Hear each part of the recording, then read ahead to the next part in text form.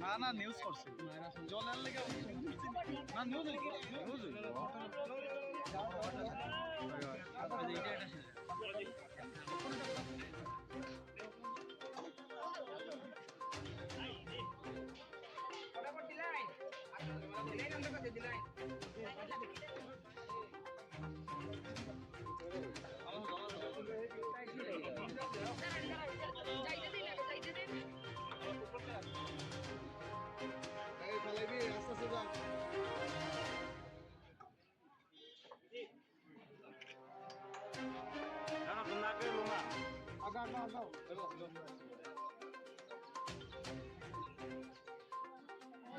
বলুন আজকের এই কর্মসূচিটা নিয়ে কি বলবেন? আমাদের তো আগামীকাল থেকে শুরু করা হয়েছে। আগামীকাল শুরু ড্রাই দেওয়া হয়েছে।